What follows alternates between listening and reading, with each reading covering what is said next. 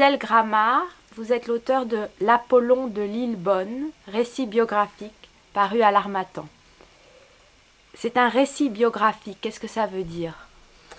Ça veut dire que sont pris en compte non pas seulement une autobiographie, c'est-à-dire qui parlerait que de mon parcours, mais c'est un entrelacement entre des considérations biographiques relatives à d'autres membres de ma famille, et notamment autour de la figure paternelle et de toute cette généalogie dans le pays de Caux et ensuite au Havre. Donc l'Apollon de Lillebonne, c'est une sculpture antique gallo-romaine qui est exposée au Louvre. En quoi est-ce le point de départ du livre? Alors c'est le point de départ et le point d'arrivée, dans le sens où en fait je n'en parle pas aussitôt, mais il a servi de déclencheur pour l'écriture de ce récit, puisque Lillebonne était une cité gallo-romaine donc dans le pays de Caux, et que quand j'étais enfant, j'ai souvent entendu prononcer le nom de Lillebonne. Je suis même allée souvent à Lillebonne, j'y avais de la famille. Et en réalité, c'est la singularité entre Apollon et Lillebonne qui me semblait une rencontre totalement improbable, qui donne l'argument de ce récit. Parce que, en fait, l'Apollon se relie, si l'on veut, à la culture artistique et à l'histoire de ce pays. Et il se trouve que dans mon parcours, la question artistique a également joué un rôle important, puisque je suis devenue artiste plasticienne et professeure d'art plastique. Donc c'est en ce sens que la découverte de cette sculpture, que je ne connaissais pas du tout, a été un déclic et m'a donné véritablement envie de faire cette remontée, pourrait-on dire, non pas jusqu'à l'Antiquité gallo-romaine, ce que je n'avais pas le moyen de faire, mais disons quand même jusqu'au XVIe siècle, où j'ai pu trouver, disons, la présence de mon nom de famille, qui est un patronyme extrêmement peu répandu sur le territoire français, et toujours majoritairement existant, quoique en nombre tout à fait faible, en Normandie, et plus particulièrement dans le pays de Caux, presque essentiellement dans le pays de Caux et en Seine-Maritime. Donc c'est une remontée généalogique que vous faites.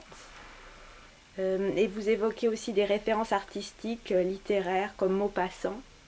Oui, c'est un croisement de lieux, un croisement de temps, un croisement de références.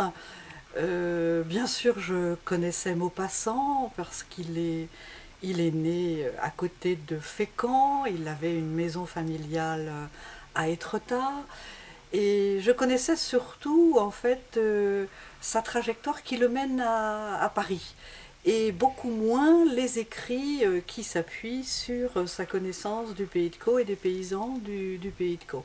Et tout à coup, je me suis aperçue qu'en fait, un certain nombre de récits qui concernent le pays de Caux étaient totalement contemporains de mes grands-parents et de la jeunesse de mon père, en fait.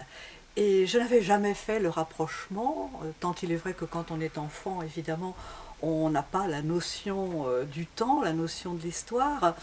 Et c'est tout à coup, comme je l'écris dans ce petit récit, en voyant des adaptations à la télévision de Claude Santelli, donc c'est autour des années 70-80, que tout à coup j'ai réalisé que ce que j'avais entendu, que les histoires qu'on m'avait racontées quand j'étais enfant, prenaient tout à coup une troisième dimension de la couleur, de l'espace, du lieu, par les mises en scène de Claude Santelli, et j'y retrouvais beaucoup de choses.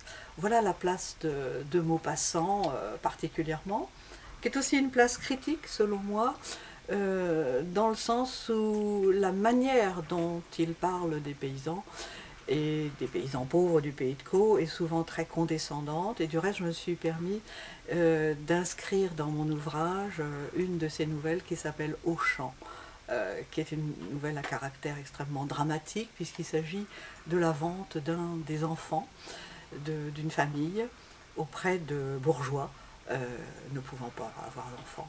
Et que ces tractations sont... Alors je ne sais pas si elles ont existé véritablement d'un point de vue historique, mais en tout cas elles sont saisissantes de mon point de vue, puisque la famille paternelle à laquelle j'appartiens était une famille extrêmement nombreuse. Mon père était le dernier enfant d'une famille de 14.